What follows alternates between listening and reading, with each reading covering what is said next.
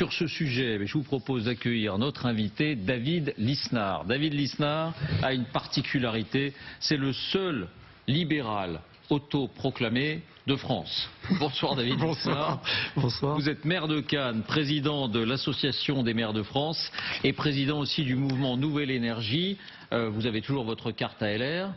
Mais en parallèle, vous avez créé un parti politique qui s'appelle Nouvelle Énergie et chacun peut y adhérer. D'ailleurs, c'est défiscalisé, je le conseille. Voilà pour la page de pub. Est-ce que vous trouvez que c'est une bonne mesure qui va dans le bon sens au moins? Vous entendez les réserves? De quelle mesure vous parlez-vous, s'il vous plaît? Vous entendez les réserves générales? Les 12 heures. Écoutez, j'ai pas entendu vraiment les réserves générales pour aller vous cacher. Tout le monde est réservé. J'étais en transit jusqu'à ce plateau. Mais simplement, à chaud, je pense qu'effectivement les sénateurs ont voulu montrer que le travail devait augmenter en volume en France si on veut relancer la richesse collective et la richesse individuelle. Après, ça se traduit, je crois, par 3 minutes par jour de travail en plus, donc très difficilement à mettre en œuvre. À la libre appréciation. Et ça se traduira en plus. C'est une vision. En fait, c'est une vision très comptable. C'est-à-dire qu'on en est là en France aujourd'hui. On se dit X heures, 12 heures de plus par an, ça peut générer un gain de 0,35 de PIB, donc ça ferait tant de retombées, etc. Mais ça marche pas comme ça. Le travail, c'est une combinaison entre une mission que l'on reçoit, un capital, c'est-à-dire un investissement, et une force de travail qu'on apporte quand on est salarié ou lorsqu'on est patron. Et donc, ce qu'il faut, c'est que aujourd'hui, pour relancer la production qui doit précéder la distribution, c'est tout le grand débat que l'on devrait avoir. Or, on ne parle que de distribution. Pour relancer la production, là, on parle de production. Eh bien, il faut relancer la productivité, c'est-à-dire la combinaison entre le capital et le travail, entre l'investissement et le travail. Et il faut que les deux facteurs de production, que sont le travail et le capital, ce qui permet de créer de la richesse, des biens, des services, donc des revenus, eh bien, soient mieux rémunérés, tout en étant plus compétitif. Attendez, mais vous dites l'augmentation du travail en elle-même n'est pas souhaitable, c'est uniquement la productivité qu'il faut encourager. C'est les deux. C'est les deux, parce que quand on compare la France avec tous nos partenaires européens où on vit très bien, on vit bien en Italie, en Espagne, etc., on a aujourd'hui en réalité un nombre d'heures travaillées inférieur à nos partenaires. Parallèlement, on a une baisse de l'investissement, puisqu'en France, dès qu'on entend le mot capital, c'est vu qu'il y a eu comme un gros mot. Or, le capital, c'est quoi? C'est quelqu'un qui décide, plutôt que de partir vivre ou en vacances en Thaïlande 6 mois de l'année ou je ne sais où, décide d'investir dans une entreprise, dans des moyens de production. Et c'est pourquoi aujourd'hui, avec Nouvelle Énergie, dont vous rappeliez de façon pertinente l'existence, nous démontrons que pour que, en tant que Français citoyens salariés, on gagne plus le pouvoir d'achat. Ça veut dire, vous savez, c'est le fameux débat pour comment on réduit l'extra brut, c'est-à-dire le coût pour l'entreprise, et on augmente le salaire net. Et la seule façon, c'est de revoir le système social. Parce qu'aujourd'hui, ce qui consomme le plus du fruit du travail et de l'investissement en prélèvement obligatoire, puisqu'on a le record du monde des impôts et des charges, c'est le système social français. Donc, pour gagner plus, il faut cotiser moins. Ça, c'est mon slogan, cotiser moins pour gagner plus. Et pour cotiser moins, il faut que le travail soit beaucoup plus attractif et moins pénalisé par un système social délirant qui fait qu'on importe de la pauvreté et qu'on laisse partir nos talents et nos richesses à l'étranger. Alors je traduis pour tous ceux qui nous écoutent, quand vous dites revoir le système social, c'est en clair diminuer le volume des aides et des prestations sociales, y compris les retraites, mais l'assurance maladie, l'État social, l'État-providence d'une manière générale. Ce qui intrigue dans votre discours, c'est qu'à la fois vous dites ça et vous dites qu'il ne faut surtout pas présenter ça comme un effort. Non, parce que c'est bien un effort qui est demandé aux Français. Cette notion d'effort, elle est totalement infantilisante.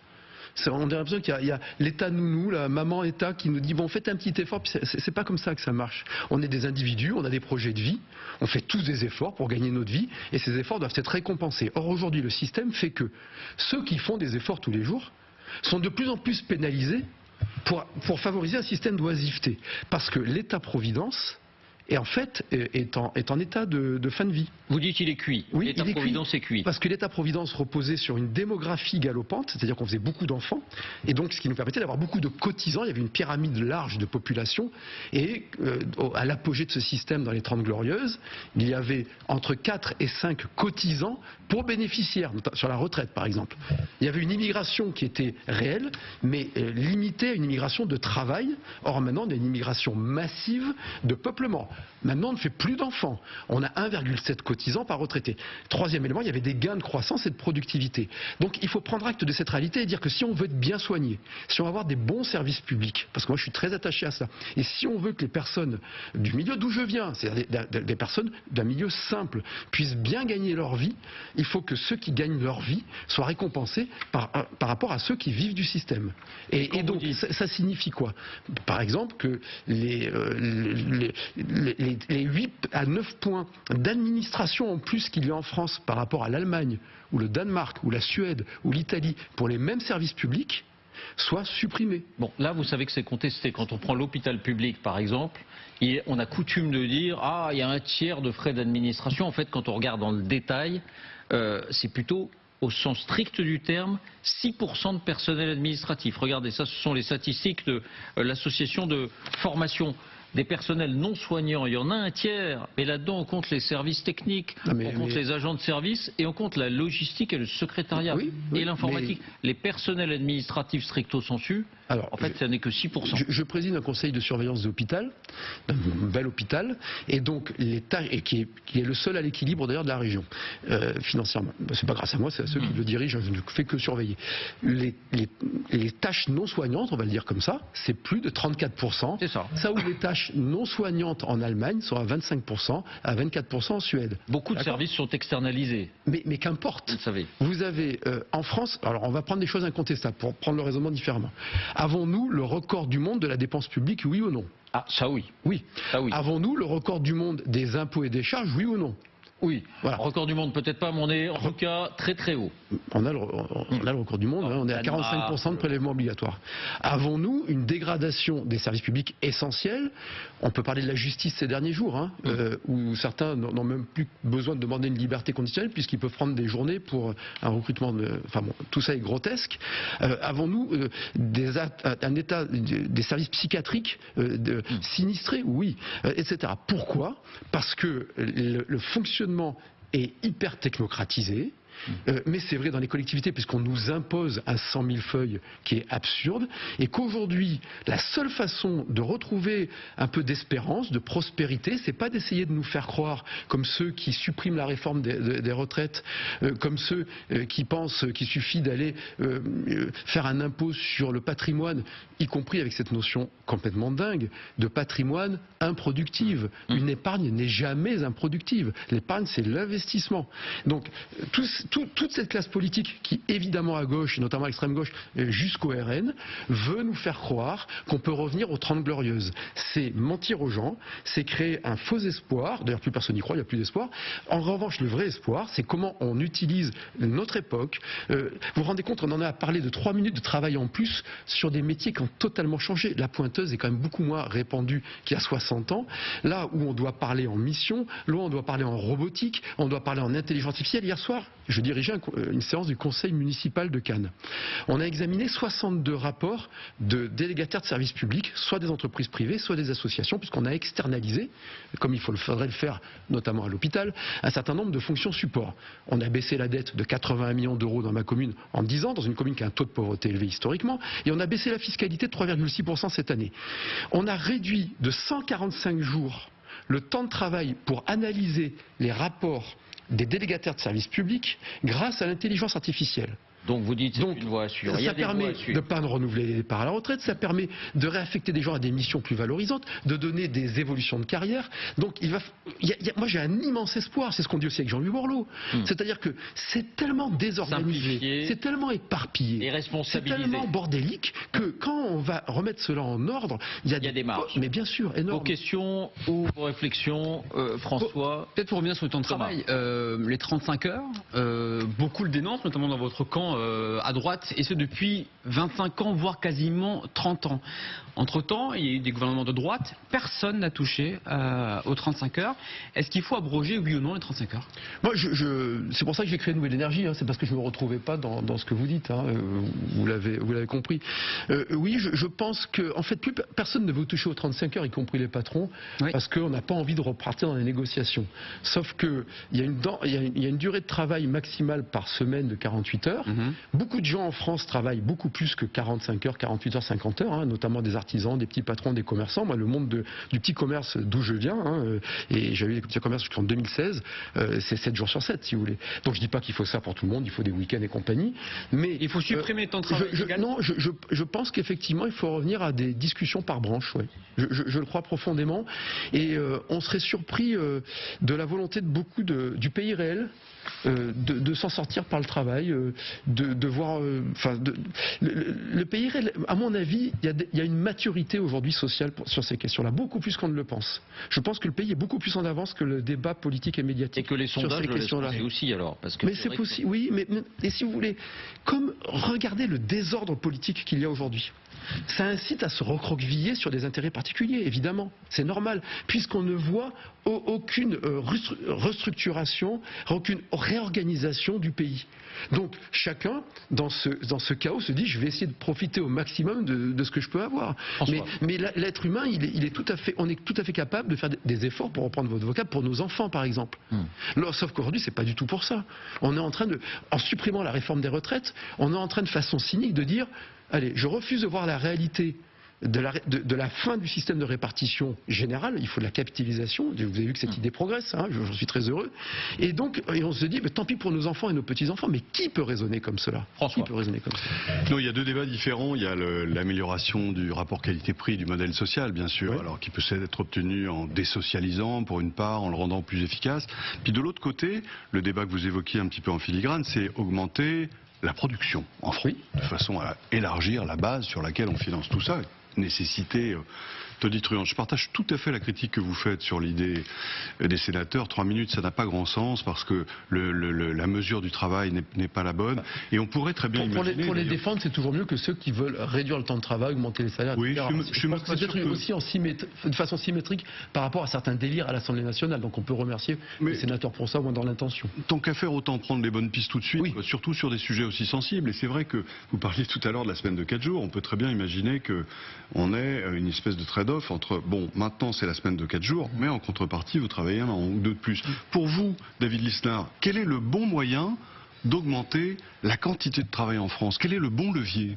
De mieux le rémunérer. Voilà. C'est-à-dire de le rendre beaucoup plus attractif. Un travail dans des bonnes conditions de travail qui correspond à une bonne vocation, de renforcer l'école, ça part de là. On devrait tous les jours se demander comment... Mieux le rémunérer en baissant les charges, sans augmenter le coût du travail. Cotiser moins pour gagner plus. Donc c'est pour ça qu'il faut absolument, et on a un plan de 80 milliards d'euros de baisse de dépenses qui est beaucoup trop raisonnable la première année. L'objectif c'est d'être à plus de 200 milliards. Si on baisse les dépenses publiques, c'est pas une finalité la baisse des dépenses, c'est un moyen pour relancer la production et pour retrouver des flux économiques qui vont permettre de réalimenter ensuite les services publics. C'est la courbe de l'affaire.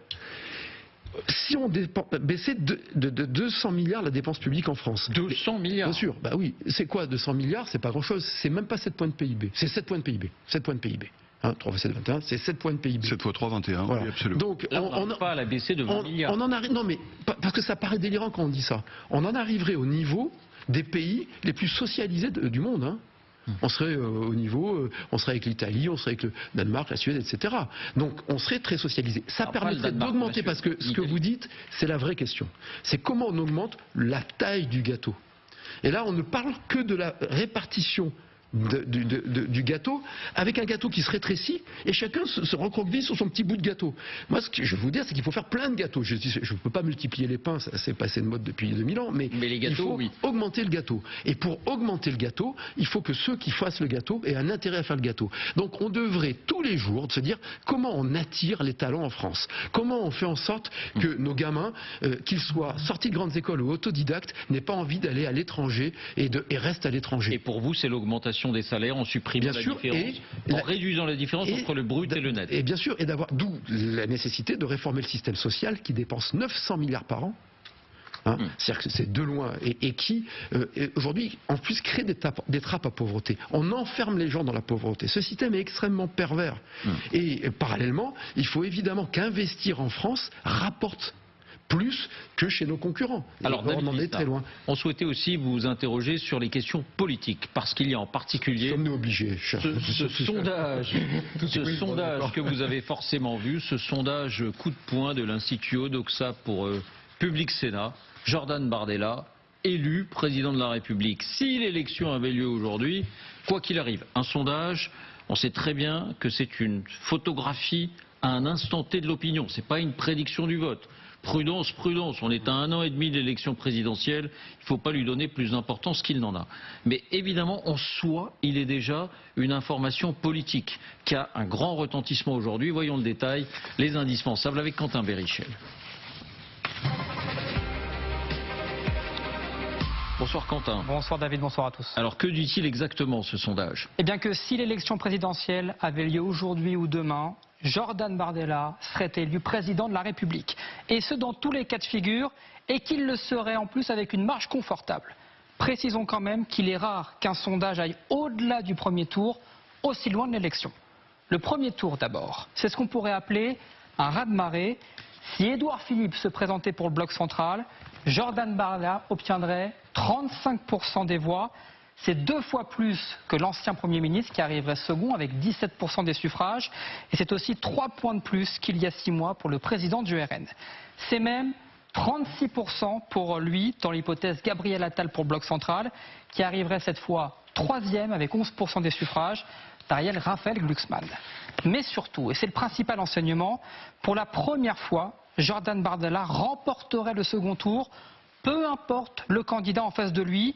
Face à Édouard Philippe, par exemple, il l'emporterait avec 53% des voix, plus de 6 points d'écart, on n'est plus dans la marge d'erreur. Odoxa rappelle d'ailleurs qu'en avril, Bardella était donné perdant avec 46% des voix. Face à Gabriel Attal, Jordan Bardella recueillerait cette fois 56% des voix. L'écart est encore plus important face à un candidat de gauche. Dans un duel par exemple avec Raphaël Glucksmann, ce serait 58% des voix et même 74% des suffrages face à Jean-Luc Mélenchon. Autre enseignement, c'est l'attitude des électeurs de droite au second tour. Contrairement à 2017 et 2022, dans le cas où leur candidat serait battu, ils se tourneraient majoritairement vers le candidat du Rassemblement national au second tour, que ce soit face à Jean-Luc Mélenchon avec 68% de report, face à Raphaël Glucksmann, 56% de report de voix, et même Gabriel Attal avec 41% de report de voix.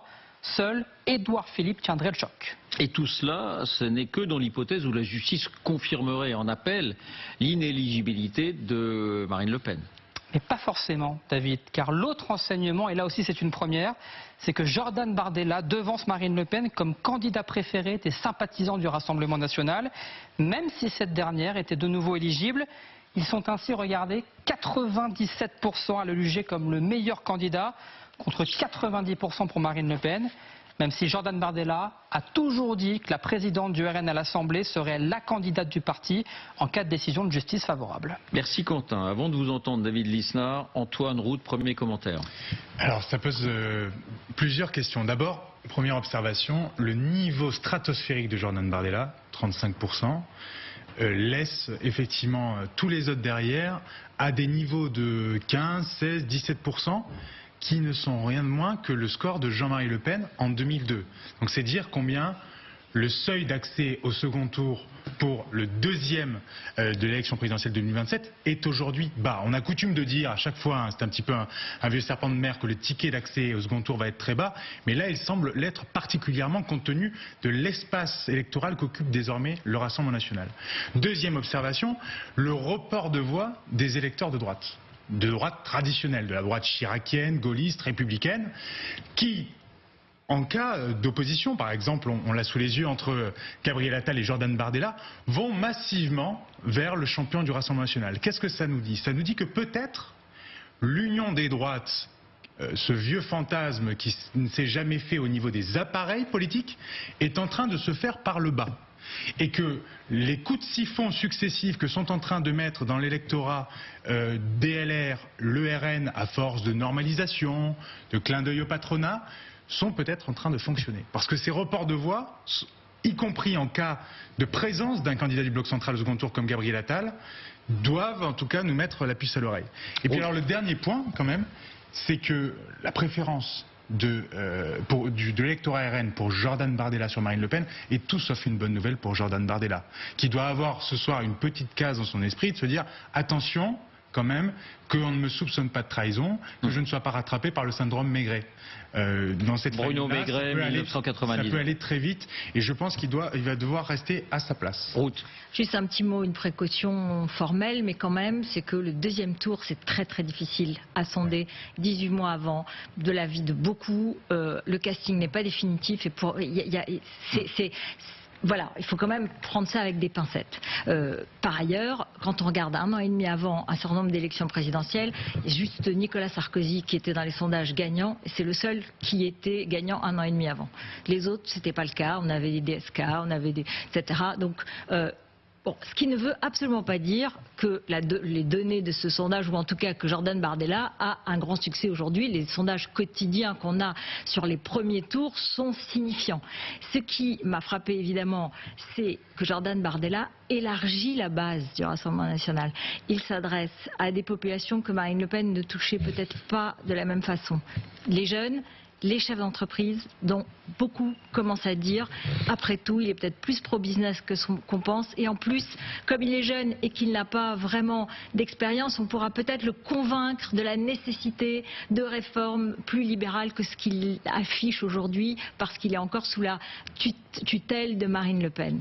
Et puis, je suis comme Antoine, c'est-à-dire, je crois beaucoup, effectivement, à ce deuxième enseignement qui est intéressant, c'est le report des électeurs de droite.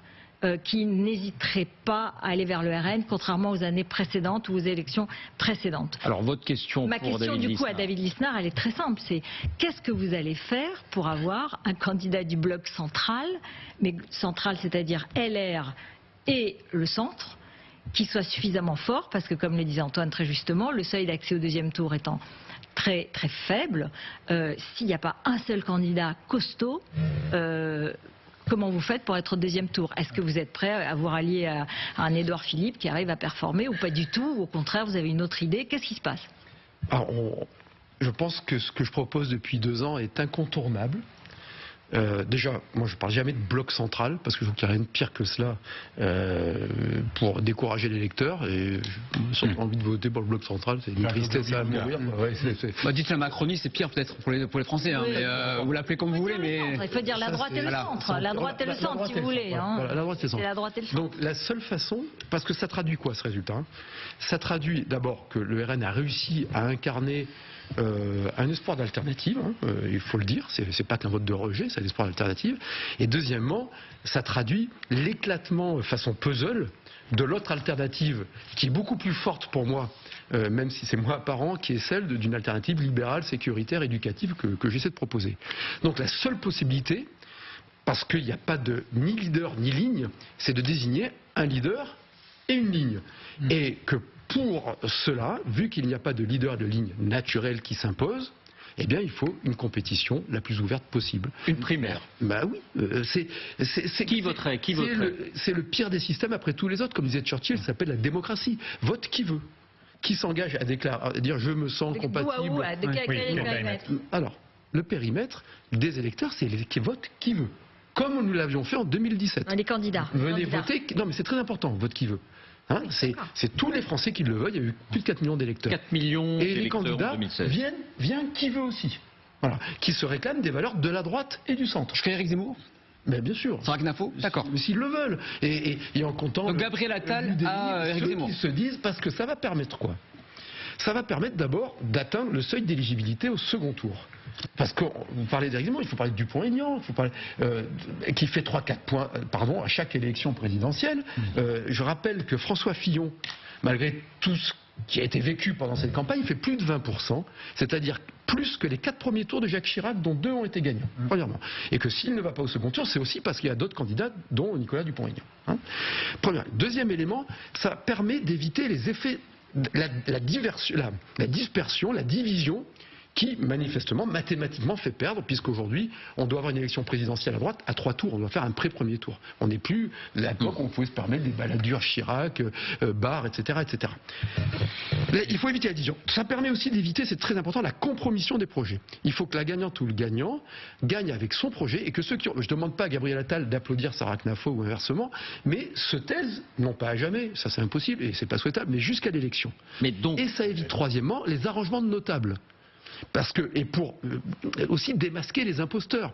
Ceux qui suivent, parce que le pays réel, en fait, le pays il est orphelin d'une droite classique, forte. Ça, j'en suis archi convaincu. Mais pour qu'on comprenne bien, Donc, moi, je voudrais rassembler les orphelins l'union des de la droite. mais sans le RN. Mais le RN, de toute façon, lui, s'est toujours opposé à ce concept d'union des droites, à ma connaissance, il le rejette sans arrêt. 2, nous rappelle sans cesse qu'il n'est ni de droite ni de gauche. Et je le crois encore plus depuis le vote budgétaire qui a vu M. Tanguy Chenu défendre 34 milliards d'euros d'augmentation d'impôts. Et Jordan Bardella ramait pour défendre ses positions qui consistaient à taxer l'assurance vie, à ne pas comprendre que cette épargne, en fait, elle était populaire. Donc, mon problème, moi, c'est que, indépendamment des graves ambiguïtés du RN sur la Russie, indépendamment de l'histoire de ce parti, il faut être capable de dire aux électeurs du RN que leur volonté farouche de retrouver une capacité d'exécution dans les politiques publiques, parce que c'est ça, on est dans une crise de l'exécution des politiques publiques, on est une crise de l'impuissance publique, notamment sur le plan régalien, parce qu'on est tous d'accord, du centre droit jusqu'au RN, pour dire qu'il faut couper le robinet de l'immigration, enfin en tout cas la diviser fortement, qu'il faut retrouver un système judiciaire fort. Donc sur le régalien, en réalité, on est d'accord. Mais David, vous additionnez deux choses qui ne sont pas compatibles. Vous additionnez une union des droites et une union entre ce qu'on appelle la Macronie et les Républicains, ce qui est le cas aujourd'hui, notamment à l'Assemblée. Jamais de la vie Gabriel Attal ira dans une primaire face à Éric Zemmour et vice versa. Mais vice versa. Ce sont deux phénomènes, politiques qui ne sont pas compatibles. Mais de toute façon, je pense que Gabriel Attal, pour moi, frappe la Macronie n'existe pas vraiment. Ou Édouard Philippe. Et je pense que on verra.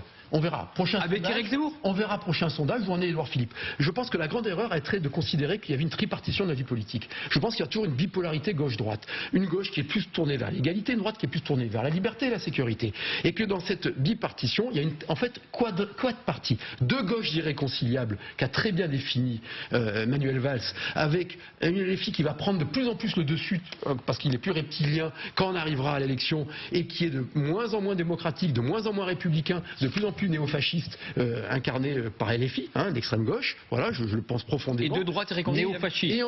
Et ensuite, il y a le RN qui se dit ni de droite ni de gauche et qui est en train de faire en même temps, comme l'a fait la Macronie, voilà, et qui ratisse très large aujourd'hui, et ensuite un éparpillement à droite. Et d'ailleurs, même au sein de Reconquête, le discours de Sarah Knafo n'est pas sur le plan économique, j'écoute, n'est pas le même que celui qu'avait Éric Zemmour, qui était très colbertiste, alors qu'il était plus libéral. Donc, il faut clarifier tout ça. Moi, je vous le dis, franchement, que la seule alternative, la seule rupture avec tout ce petit jeu politicien, c'est un projet qui va vraiment réorganiser profondément les pouvoirs publics, redonner de l'autorité à l'État, libérer la société, un projet où on va libérer ceux qui produisent et où on va exercer notre autorité contre ceux qui nuisent. Je vais tout faire pour le proposer et j'espère qu'il y aura cette primaire qui va permettre de démasquer les imposteurs et de faire émerger un leadership, parce qu'autrement, le pays va s'effondrer. Mais ça ne marche pas toujours la primaire.